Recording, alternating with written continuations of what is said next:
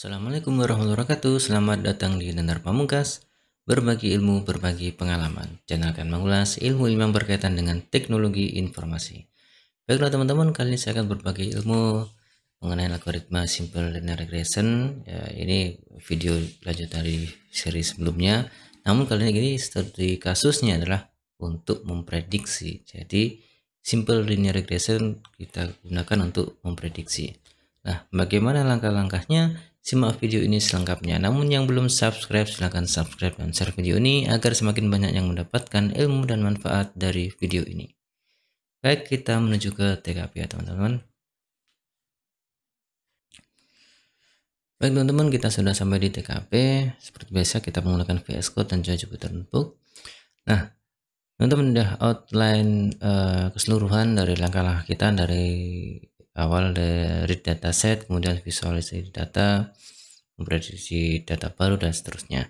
Nah, kali ini teman-teman kita akan mempelajari atau memprediksi studi kasusnya adalah memprediksi jumlah penduduk kota Surabaya ya, jumlah penduduk kota Surabaya. Nah, datanya saya ambil dari BPS Jawa Timur, nanti link deskripsi atau sumber datanya saya kasih di deskripsi, namun sudah saya rekap teman-teman datanya, sudah saya rekap dan sudah saya sederhanakan nominalnya biar mudah untuk dianalisa atau untuk mudah kita pelajari gitu ya. Nanti teman-teman bisa download datanya bisa di download di link deskripsi untuk link downloadnya ya. Oke teman-teman, kita seperti biasa kita import library dulu, import pandas SPD gini ya, kemudian untuk apa tadi visualisasi data ya, bulat lagi dah. Visualisasi datanya nanti kita pakai matplotlib py mana nih, pyplot. Oke, pyplot seperti ini ya, kita jalankan. Nah, datanya teman-teman ini saya dapatkan itu datanya adalah mana tadi, kota Surabaya, ini Excel ya. Nah, nanti teman-teman silakan di download ya. Ini saya copy di sini, kemudian kita masukkan ke dalam sebuah data frame, misalkan apa ya, Surabaya itu ya, Surabaya. Kita read karena ini datanya Excel teman-teman, datanya Excel, kita read for pd read Excel ya, kemudian ini namanya di sini. Nah, kemudian kita jalankan. Oh ya teman-teman, ini ya datanya. Oke, baik, ini datanya sudah ini adalah datanya, ada sekitar 21 record berapa nih, 23 record ya, 23 record dari tahun 2001 sampai tahun 2023 ini. Padahal kita masih di 2002 tapi datanya sudah ada di 2003, atau ini masih proyeksi ya, saya belum tahu, tapi ini datanya sudah ada teman-teman dari BPS Jatim. Nah, dan ini adalah dalam juta ya teman-teman, 2, sekian juta. Ini saya sederhanakan karena untuk memudahkan kita ya.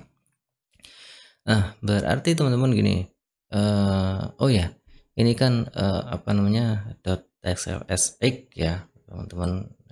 Kalau hanya SLX, teman-teman bisa langsung mengimport tanpa menambah library baru, install library baru. Kalau pakai SLSX ini teman-teman silakan, kalau yang belum bisa membaca seperti ini nanti silakan teman-teman di sini, di mana ya, di atas saja ya,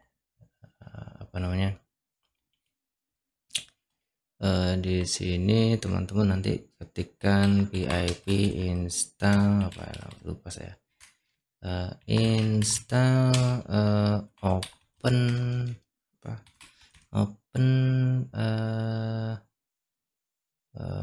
PyXL, kalau saya PyXL ya. Nah, kita coba ya, saya jalankan di sini. Nah, karena saya sudah menginstalnya teman-teman, jadi seperti ini, required already successful dan seterusnya. Dan ini bisa digunakan untuk read data SLSX ya. Oke, kemudian kita jalankan, ini saya delete aja teman-teman. Kemudian kita coba panggil datanya ya di sini. Oke, kita jalankan. Nah, ini dia. Hanya dua atribut, tahun dan jumlah penduduknya, ini dalam juta ya. Penduduknya. Nah, bedanya apa dengan video-video sebelumnya yang sama-sama simple linear regression yang digunakan untuk estimasi? Bedanya adalah di sini teman-teman, bedanya adalah apa teman-teman, datanya di sini pakai ada time seriesnya ini ya. Di sini ada time seriesnya itu. Wah, mana? Oh, kebalik kan saya nih. Oke, ini adalah time seriesnya. Time seriesnya di sini adalah ada tahunnya. Nah, ketika nanti kita misalkan kita nanti memprediksi tahun berapa tahun, aduh tulisannya. Oke lah. Nanti kita akan mencoba memprediksi tahunnya ya, misalkan tahun 2026 ini berapa jumlahnya penduduknya. Nah, berarti ini kita memprediksi ya, karena akan datang ya, datanya yang kita ketahui adalah akan datang, itu namanya memprediksi ya, konsepnya memprediksi teman-teman. Oke teman-teman. Nah, kemudian setelah itu kita cek apalagi deskripsi dari data kita. Untuk mengenal data kita, yaitu di sini maksimal 2023. Oke, kemudian ini adalah ada 23 record ya. Kemudian apa lagi, info df surabaya.info. Nah, kalau teman-teman lagi have sekarang info masih itu ya, info sekarang info Surabaya. Nah, ini ya tahunnya ini integer, kemudian yang jumlahnya floatnya, karena kan tadi 2, sekian dalam juta itu ya, dalam juta. Oke, kemudian apa lagi ya, oke, kita coba memvisualisasikan data kita ya. Kita visualisasi data kita menggunakan PLT scatter di sini teman-teman. Kemudian kita di sini dari df Surabaya kita ambil apa tadi, atribut tahun. Kemudian di sini kita ambil dari data frame kita Surabaya, dari atribut apa tadi, jumlah ya, jumlah.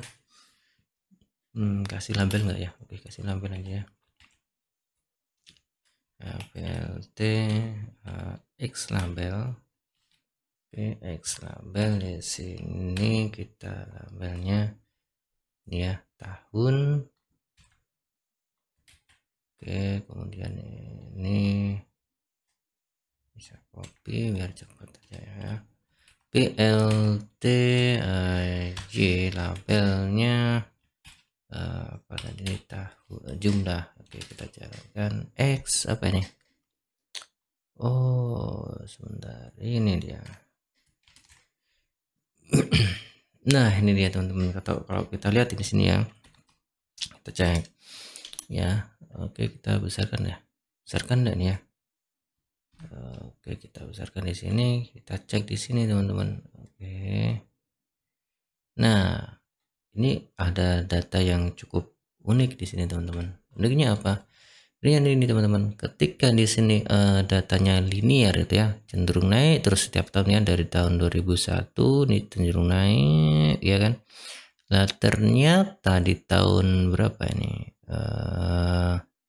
sekitar tahun 2000-an ya. Oke, 2019 ini tahun 2000, dari tahun di sini ini 2019, kemudian ini tahun 2022, 2021 ya, dan seterusnya ada penurunan di sini. Nah, kalau kita tahu ini adalah masa-masa apa teman-teman, masa-masa pandemi ini ya. awal-awal pandemi yang COVID itu ya teman-teman. Nah, berarti ketika masa pandemi ada penurunan penurunan data di situ. Nggak tahu faktornya apa. Mungkin karena pandemi banyak yang belum menikah atau gimana, saya juga nggak tahu ya. Oke, tapi ini datanya real dari BPS ya. Nah, ini yang perlu kita cermati karena ada penurunan tapi setelah turun cenderung naik lagi di sini ya. Oke, kita coba prediksi ya. Kemudian kita lanjut lagi teman-teman di sini. Oke. Setelah itu kita lanjut split data ya, split trend testnya. Biasa kita pakai scalan from mana nih from scalan, kemudian model selection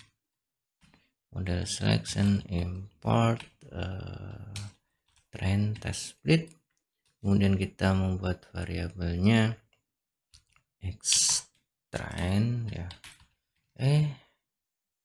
trend, kemudian y test, kemudian apalagi test x test, kemudian ini baru y trend, kemudian y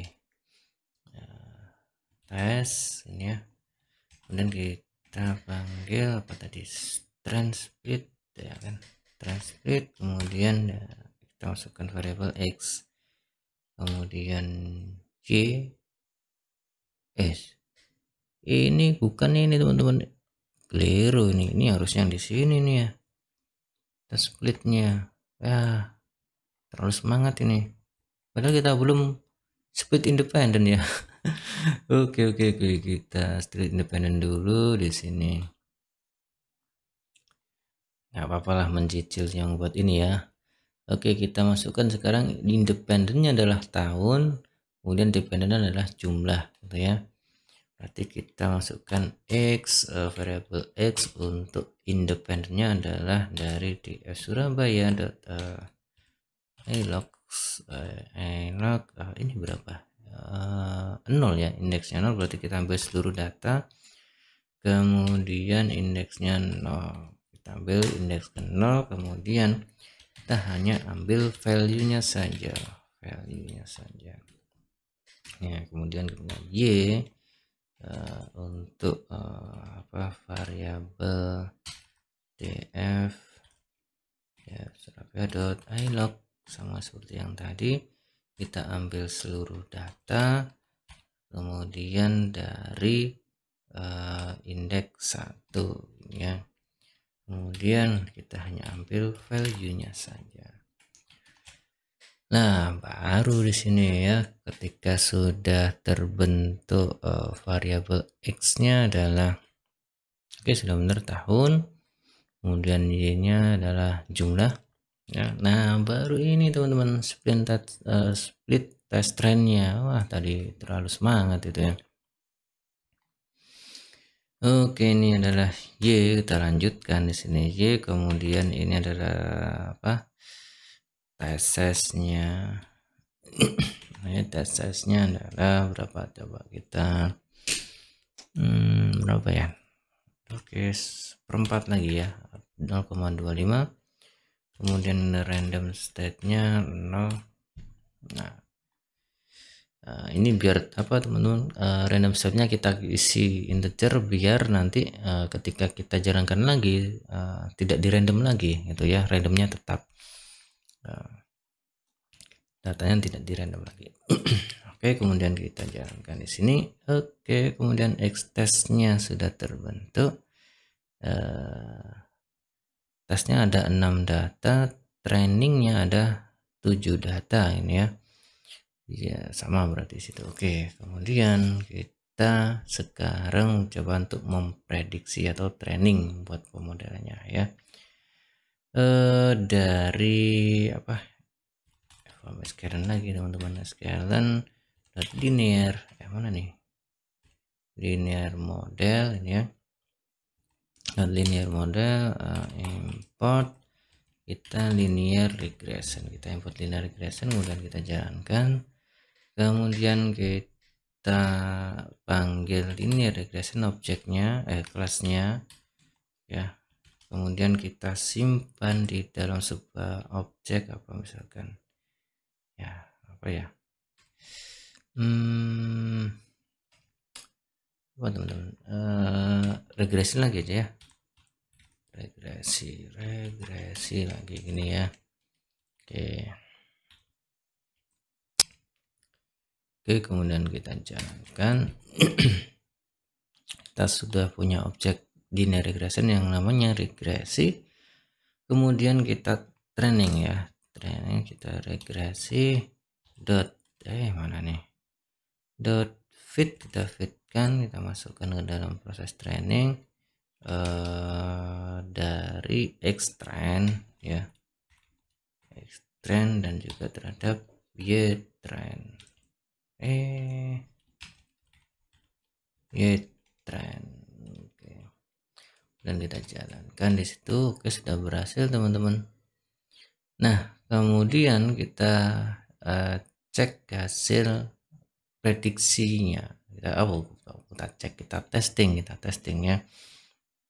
Kita testing dengan hasil prediksi, berarti kita tes regresi data predict ya, mana nih predict, yang kita predik kita menggunakan data xtest, mana tadi xtest, kemudian kita masukkan ke dalam variabel apa nih, prediksi ya. Nah ini, nah kemudian kita jalankan. Nah kemudian kita coba print hasilnya ya. prediksi hasilnya seperti apa. Oke, ini hasil prediksinya teman-teman. Kita belum tahu nih crossnya seberapa, tingkat errornya. Kita evaluasi model lagi, yaitu menggunakan kalau dalam video sebelumnya pakai MAE sama R-score ya, kita coba sama-sama pakai menggunakan itu. From sklearn.metric, mana nih metric, import apa tadi, main absolute error MAE ya, kemudian sama R2 score, kita import, kemudian kita print di sini apa namanya, MAE kita ambil dari main absolute error, kemudian dari xtest terhadap y-test bukan xtest teman-teman, y-test terhadap y prediksi kita ya, terhadap hasil dari data aktual kita, data tes tadi ya, data tes set kita, hasil data realnya dibandingkan dengan data hasil prediksinya. Kemudian di sini kita print lagi apa tadi, R2 skornya ya, dari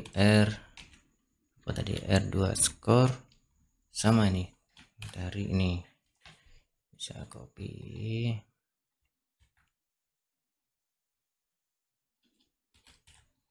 oke, kita jalankan. Ini kurang satu nih. Oke, kita jalankan di sini. Sebentar, ada error lagi. Apa ini? Print.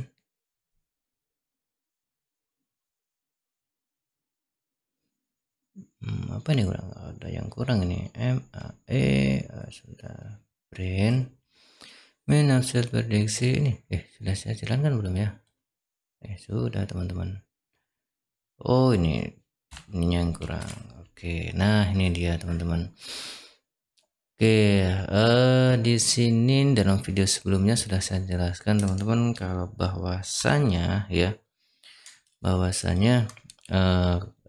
kecoret lah, ketika MAE itu mendekati nilai 0, itu berarti cukup bagus gitu ya, atau nilainya baik. Jadi hasil pemodelan kita cukup bagus atau sangat baik gitu kalau semakin dekat dengan nilai 0, karena di sini adalah rata-rata errornya ternyata 0, sekian ya. Kemudian R2 ya, R2 nya di sini adalah cukup bagus juga ini, 0,91% atau 91% itu nanti data kita di area garis prediksi kita ya, berarti cukup bagus ya, cukup bagus. Nanti saya jelaskan lagi lah ya biar lebih clear dalam visualisasi datanya. Oke, nah sekarang kita memprediksi data baru. Nah, di sini sudah saya siapkan data barunya, teman-teman. Data barunya itu data baru untuk mana? Data tes prediksi ini ya. Saya copy, nanti saya ini sebuah file, teman-teman, filenya dari data file baru ya. Kita di sini, oke. Kemudian kita akan membaca file baru tadi ya. Misalkan data baru kita masukkan ke data frame baru dari pd.read read Excel, kemudian ini tadi namanya, kemudian kita jalankan. Nah, data baru mana, data baru nih. Nah, kita akan memprediksi tahun 2024 itu berapa jumlah penduduk di kota Surabaya, kemudian tahun 2005, 2006, 2027 kita akan memproyeksikan atau kita memprediksi ya. Oke, kemudian sudah ada data baru, data frame data baru, kemudian kita memprediksi ya, regresi .predict mana nih, predik. Oke, yang kita predik apa? Data baru tadi ya, data baru. Nah, kita masukkan kita masukkan ke dalam variabel apa namanya, prediksi baru, prediksi apa tadi, baru ya. Oke, kemudian kita akan print prediksi barunya. Nah, ini ya.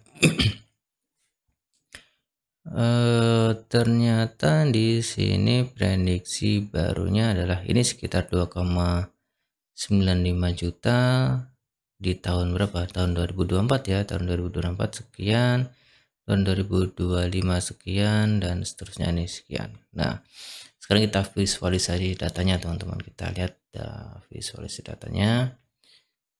Oke, kita visualisasi data dari apa ya? Langsung aja ya, langsung dari data testing aja ya, atau dari awal yang seperti video sebelumnya. Oke, dari sebelumnya nggak apa-apa juga. Kita akan visualisasi data hasil prediksi dari data training. Oke, kemudian kita buat figurnya. Figur mana nih, figur, kemudian fact-size-nya berapa ya? Fact-size-nya kita menggunakan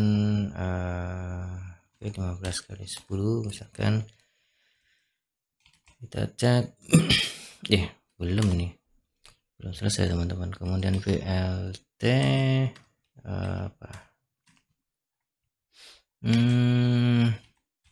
title-nya ya, title-nya kita samakan dengan ini. Oke, kita samakan dengan ini. Oke, coba kita Nah, ini dia, kemudian kita isi datanya, kita isi visualisasinya. Yang pertama adalah data observasi lagi ya, data training atau data observasi kita,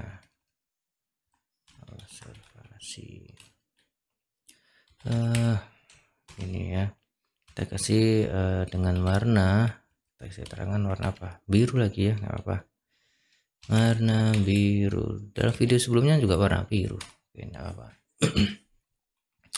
Dan vlt.scatter teman-teman, scatter ini kemudian karena ini extend ya, extend kemudian y trend. Nah, ini kemudian colornya adalah apa, blue. Nah, ini dia seperti yang tadi ya, seperti yang tadi yang di atas tadi teman-teman. Kemudian sekarang visualisasi hasil hasil dari training prediksinya.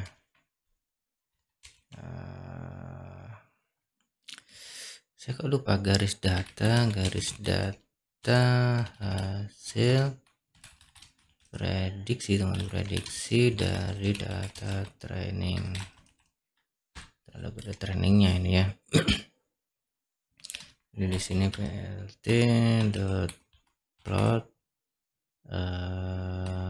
apa tadi, extend teman-teman,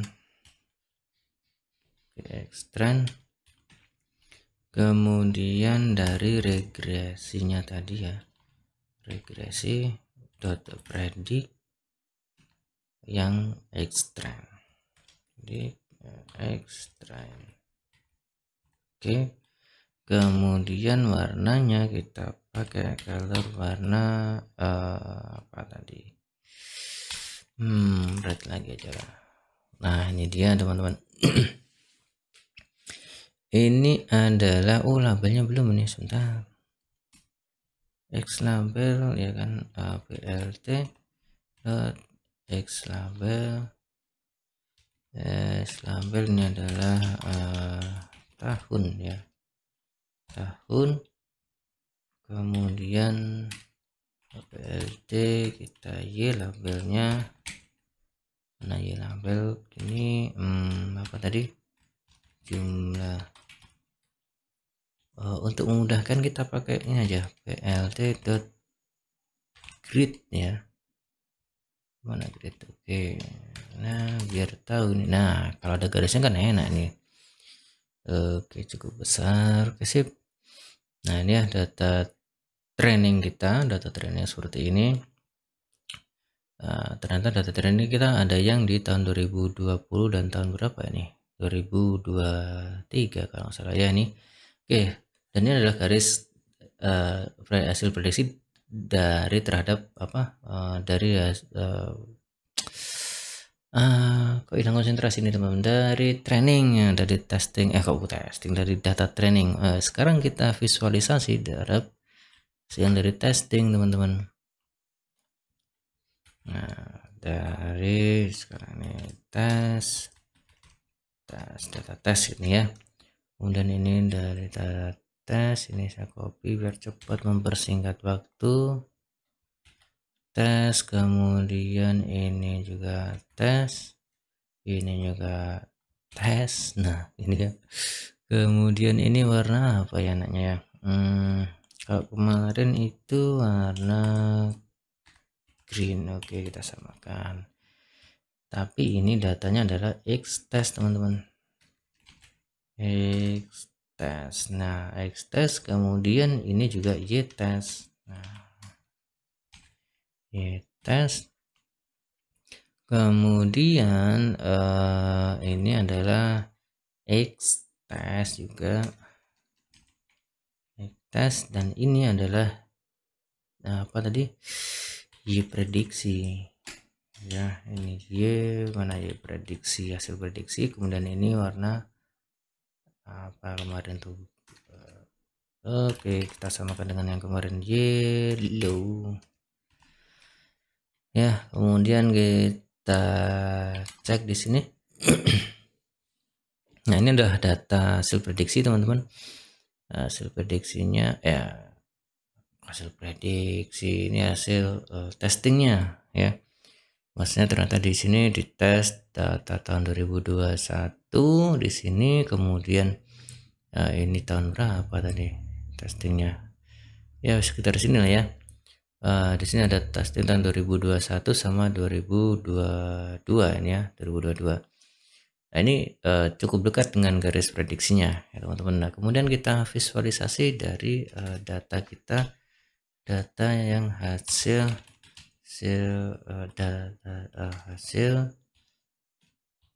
apa tadi, prediksi data baru. Oke, hasil prediksi data baru. Oh ya teman-teman, yang tadi kan 95% tadi ya, yang ini mana tadi yang hasil R score-nya teman-teman. Nah, apa 95%, 0,91 itu apa teman-teman? Saya jelaskan lagi ya. 91% itu artinya di sini 0,91 ini adalah 91% data kita itu ada di area ini, sekitar area dekat dengan garis estimasi kita gitu teman-teman. Jadi tidak jauh-jauh amat, bisa di sini, dari sini dan seterusnya ya. Tidak terlalu jauh. Nah, ini cukup bagus ya. Ya mungkin karena datanya juga hanya sedikit ya. Beda dengan yang data yang kemarin yang pakai Hikvibe itu ya, karena ada 10.000 data, ini kan hanya 23 data yang kita gunakan untuk tes dan trainingnya. Oke, sekarang kita lanjutkan. Sekarang kita akan visualisasi data baru, letak data baru ya, yang letak hasil prediksi kita itu di mana. Hasil prediksi data baru yaitu kita scatter, mana tadi scatter, dan kita letakkan data apa tadi namanya, data baru ya. Oke, data baru terhadap Y baru, prediksi baru kalau salah. Oke, prediksi baru, kemudian colornya adalah apa ya, red ya. Oke, kita coba. Nah itu dia teman-teman di sini ya. Oke, ini saya tutup biar teman-teman. Nah ternyata teman-teman di sini mana tadi? Oke, hasil prediksi kita itu ada di sini ya. Ini adalah tahun berapa tadi? 2024 ya, 2024. Ini 2025, ini 26 ya, ini 27. Ini adalah letak dari hasil prediksi kita teman-teman. Dan ini kalau kita lanjutkan seperti ini ya akan terus sampai ke hasil apa nih ya, mendekati ya, sesuai dengan dekat dengan cara apa nih garis prediksi kita ya, garis prediksi kita. Nah oke teman-teman, seperti itu ya teman-teman untuk menggunakan apa, membuat prediksi ya, memprediksi menggunakan simple regresi linear. Insya Allah di video-video selanjutnya kita akan membahas multivariate simple, bukan simple ya, multivariate regresi linear ya. Kalau multi berarti nanti ada banyak variabel, ada banyak atribut. Ini kan hanya satu ya, atau hanya satu variabel independennya. Nanti kita akan coba mempelajari yang variabel independennya lebih dari satu ya. Baik teman-teman, semoga teman-teman dapatkan ilmu dan manfaat dari video ini. Ada kurang lebihnya saya mohon maaf. Saya akhiri. Assalamualaikum warahmatullahi wabarakatuh.